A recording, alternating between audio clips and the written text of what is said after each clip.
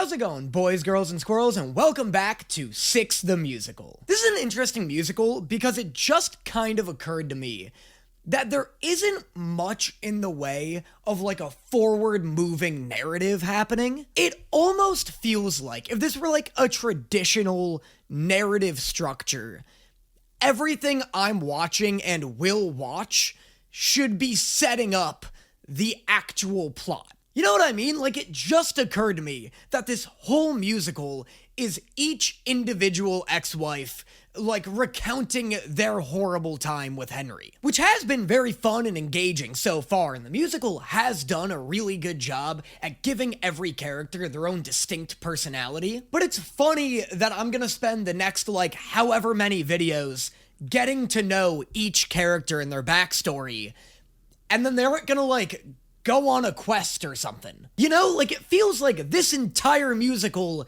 is the build-up to a second musical that doesn't exist. And to be completely honest, the main thing contributing to that feeling is probably the fact that I don't really know how this quote-unquote competition is going to end. And maybe I'm looking at the competition a little too literally. Like, I know it's just an excuse to get all of these characters to recount their backstories to the audience. And for some reason, my mind is, like, hung up on the mechanics of this tournament.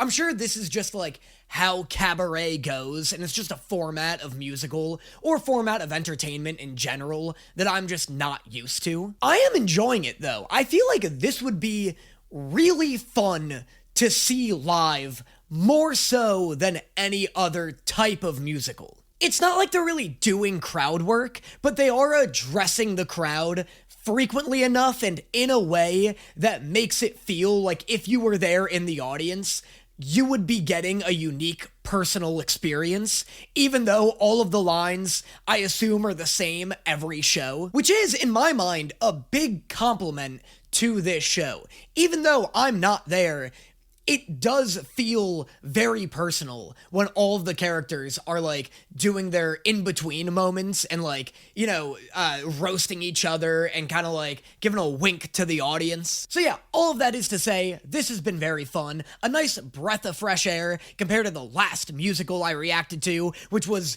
the most traumatic experience of my life. It's been very refreshing going from Odysseus experiencing the single worst life in the history of mankind to these characters being like, LOL, don't lose your head, Anne Boleyn. Now, that being said, I am very interested to see how this musical navigates the fact that they just got past their most famous character in their entire roster, and to my knowledge, their most popular song in the entire musical. Has Six the Musical peaked already? That is the question on only my mind. You guys know the answer already. Well, I guess it's time we find out. Oh, by the way, I'm hosting a live event in Los Angeles and New York, November 10th and 17th, respectively, where I will be reacting to Steven Universe live in front of all of you. Tickets are on sale now and linked in my description below.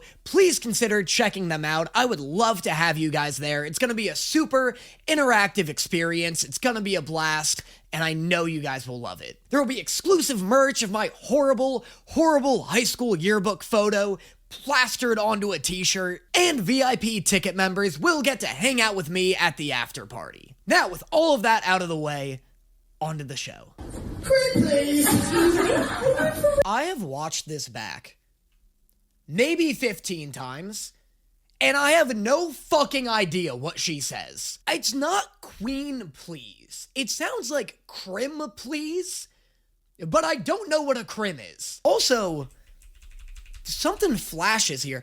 I actually used two audios for this one, and I just realized this was Maya's ad-lib.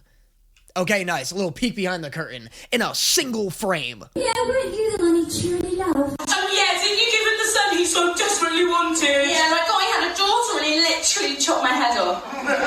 Yeah, I know. This is a crazy dogpiling, considering Anne Boleyn received 0 critical reviews for being outrageously mean to everybody else. Also, this is Jane Seymour's introduction. Is this Queen Jane? Like from the Inside Llewyn Davis song? Because I fucking love that song. If you're into Six the Musical, or history, or folk music at all, or just like a well-told story told through the medium of song, look up Queen Jane by Oscar Isaac. I don't know if there's other versions, but the Inside Llewyn Davis one is my favorite. It's just this brutally sad and beautiful song about, I assume, this Queen Jane. I was lucky in so many ways.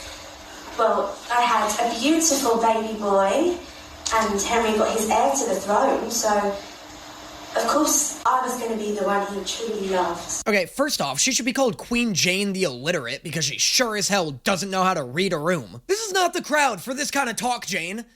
Alright, bring this to your mom or your therapist, not a group of Henry's angry ex-wives. Also, Jane didn't actually die instantly when she gave birth to Edward VI. I think it took her like almost 2 weeks or something. She even managed to attend his christening, if not mistaken, before she died. Okay, cool. I'm actually glad they made that note, because the Queen Jane song I just mentioned absolutely makes it seem like she died the second this baby was born. But, you know, if Edward had turned out to be a little baby Edwina, well, I wonder how long that true love would have lasted. Wow, yeah, what a stressful situation that never happened. Yeah, babe! Yeah, Jane, nobody wants to hear you complain about how hard your life would have been had it been as hard as everybody else's. Also, maybe a hot take? Maybe a controversial opinion in the historian community? I don't think he really loved you. If giving him a son is the only thing that makes him love you, then he doesn't love you, he loves the thing you did for him. He just appreciates the service you provided. Just because the Build-A-Bear employee gave me a free pair of overalls doesn't mean I love her. You've got a good heart, but I know it changes. A restless tide, untamable. Oh my god, I can't believe we're gonna hear a song from an actual Henry stan. Can't wait to see her try and come up with something good to say about this guy. Also, what a fortunate coincidence that his middle wife was the only one to love him. And maybe that's the musical taking some liberties, like maybe some wives were less bitter than they're being depicted here, maybe some were more than they're being depicted here, but in terms of like structure and pacing, this is the perfect place to put a song like this.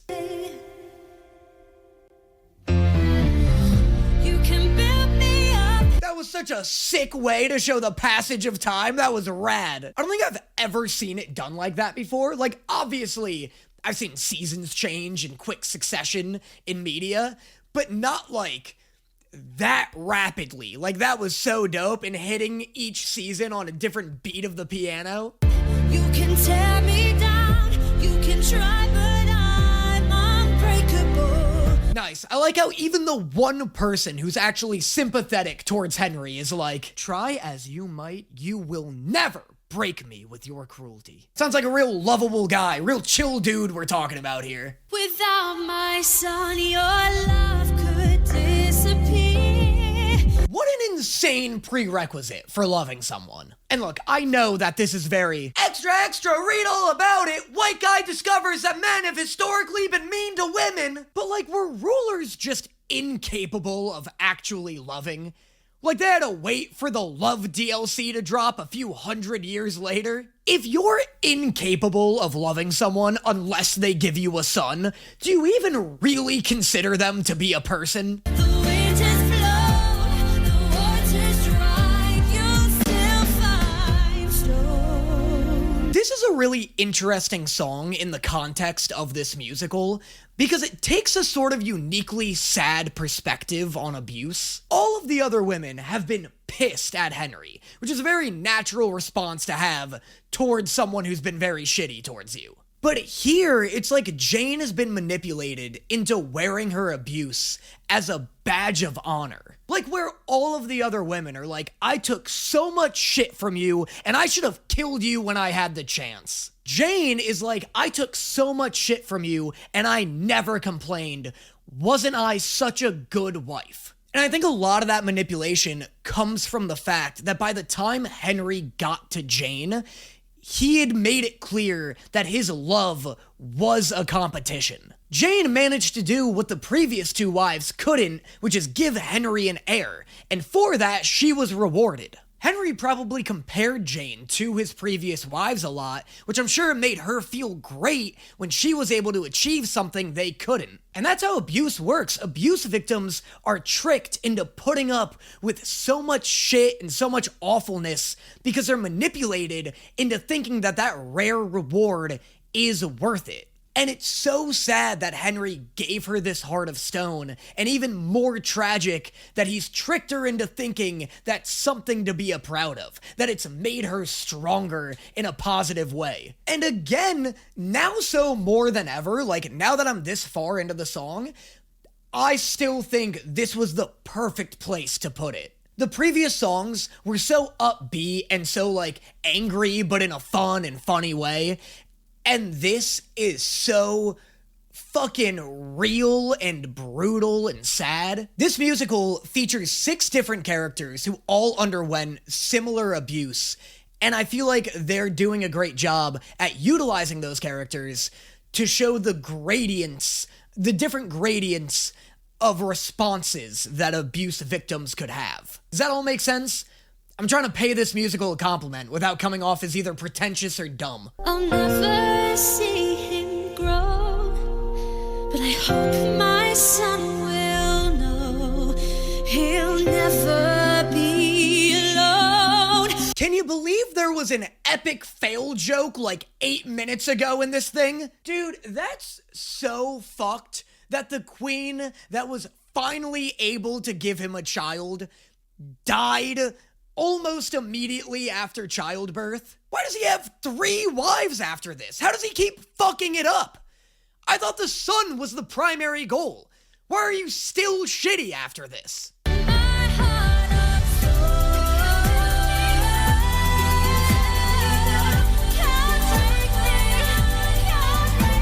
This is so sick.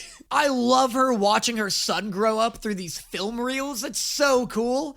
This animatic is so rad. Did he die at like age 15 or something? Like why do the film reels stop while he's still so young? Oh my god, I was spot on with the age. That's incredible. I wonder if that's gonna come up later. Because then that would answer my question why he just keeps fucking speed running through wives. Died of tuberculosis. Oh, that was getting everyone back then. After his immune system was weakened by an earlier attack of the measles? Dog! That's crazy, dude. Nature hit him with the 1-2 punch. Alright, I guess I'll do the House of Holbein next. Because it hasn't really been that long. This is such a weird musical to react to. Epic made it so easy. It was in sagas. All the sagas were pretty short, and all the songs were pretty long. This is all over the fucking place. It's like they made this musical with no consideration towards the YouTube reaction community. Welcome to the house. To the house of Holbein. Oh, now we're talking. Now it's a fucking party. Nice. Love a tonally consistent musical. This is exactly what I need immediately following the most heartbreaking song in the whole thing. At first I was gonna be like, what could this possibly look like in the live stage rendition of this show? Because it's like you go from this emotionally brutal song to this. And then I thought about it for like 6 seconds, and I realized it's probably awesome. It's probably fun as hell. All the lights dim on Jane's last note. Everyone's caught up in their feels. It's totally dark. And then this shit kicks in. Hans Holbein goes around the world, painting all of the beautiful girls from Spain to France and Germany. Every song has received the perfect animator to accompany it. It's so crazy seeing the art styles adapt to the tone of the song. My editor's gonna think that's the dumbest and most obvious statement in the world, but if you were around when I was reacting to Epic the Musical, you would have seen silly Catboy-looking Odysseus experience fun, whimsical adventures, and then also the massacre of his entire crew, all within the same few art styles. And yes, Epic the Musical is very tonally consistent in that 90% of the songs are dour as hell, but it's really fun seeing the art styles here shift from like chibi sticker bait to like, you know, more realistic looking proportions for some of the more intense, serious songs. I wonder if this animator, actually, I wonder if this is just a well-curated playlist. I wonder if this animator has done all of the other songs. And the playlist... No, what is going on? Every animator just takes a crack at one song? Did the Six the Musical community collectively get together and just like commission one animator per song? It's so weird. With Epic the Musical, and I swear to God I'll stop talking about it in a second, every animator who has animated a song for Epic the Musical has also animated at least 7 others. That's so interesting. That's so weird. I get that this is a smaller community, but still, it's really funny, especially now knowing this is the only song this animator did. I wonder if they were like, you know what? This is the song that lends itself best to my talents. 9 inches. So that the makeup contains lead poison. At least your complexion will bring all the boys in. Was she like ugly? Is that the bit? Yet again, this is another pretty mean song about a real-life woman who I'm pretty sure was abused for the better part of her life. It's also funny that she's considered the ugly one, considering the fact that across all of these different art styles, animatics, and animators, the one thing that remains consistent is I have the biggest crush on her specifically. Love the hair, love the spiky little crown, love the fit. I know this is the one who catfished Henry with her portrait. It's just funny that she is the one who is without a doubt my type. of Holbein. I like how the whole joke of this song is just that German accents sound kind of funny, right? Like, this is very much a jingling keys kind of chorus. Speaking of jingling keys, I love that this animator just had them all standing almost motionless during the entirety of the chorus there. That was just so funny to me. That was one of those jokes where the longer it goes on, the funnier it gets, but it happens in waves, where at first you're like, oh, all right, this is all right. And then you're laughing because you're like, I can't believe this is still going on. And then it stops being funny, and then it's funnier again. For blonder hairs and you just add a magical ingredient from your bladder. Try these here so... Do they used to piss in people's hair to make them blonde? Does that even work? Or are barbers just out here pranking people back in the day? You go to an old-timey salon and they're just like, you want your hair to be a different color? No, yeah, I can do it. All right, close your eyes. Hold on. 'Cause now you're in the house of Holbein. Oh, yeah. She's just the cutest character design. She's the best one, and this whole song's about how she's the ugliest. That was fun. That was a good time. That was a refreshing palate cleanse from the previous song. I really liked Jane Seymour's song, Heart of Stone. That was pretty good. That was pretty powerful. I really like the perspective they take with it, especially wrapped in the context of this musical. Like I said, I feel like they're utilizing their gimmick and their roster really well. Is this girl's whole main song, though, just a 2-minute song about how silly it is that she has a German accent? She doesn't get her own, like, full solo song? Maybe that's one of these. Maybe that's Queen of Tinder's short, Anne of Cleves, I guess is her. Oh, okay. So there's this and then Queen of Tinder. I'll leave that for next. I'll leave that for the next one. I feel like Queen of Tinder is gonna lead into the Anne of Cleves introduction. And I'm glad that this wasn't the introduction for her, because I was nervous that reacting to this one would fuck up the next video's main song. But yeah, still this is just a fun time. Like I said, and I think I've said this in previous videos, out of every musical I've listened to, this is the one I am most regretful that I don't get to see it live. It just seems like a blast. Let me know in the comments what you thought of the song Heart of Stone. So far, out of the ones we've listened to, which song has been your favorite? Which song is your favorite and which character is your favorite? Are they different? Let me know if your favorite character is different from the character who sings your favorite song. I don't think that would be that crazy, and I lied saying I wouldn't bring up Epic the Musical again, but with Epic the Musical, since it's so rooted in Greek mythology and history, I have found a lot of people who are like, oh, Scylla's my favorite song because I love Scylla conceptually as a character. Or, like Circe, the Circe saga is my favorite saga, but it's not necessarily because those are my favorite songs, it's because I love Circe as a character and went into Epic the Musical already loving Circe. I'm very interested to know if there are any history buffs watching this video. If you are, holy shit, am I sorry, you're gonna hate this. There's no way anyone who actually likes history is still watching this reaction series, right? This has to be the most infuriating thing you've ever experienced. But if somehow you are watching this video and you're a history buff, let me know in the comments if you have found that happening to you, where you're like, oh, Jane Seymour, my favorite of these characters, and therefore her song is my favorite. I just can't separate my love for that person, that historical figure, with this musical. Make sure to grab tickets to my live show November 10th in LA, November 17th in New York City, and I will see you guys next time. Is it obvious the way I search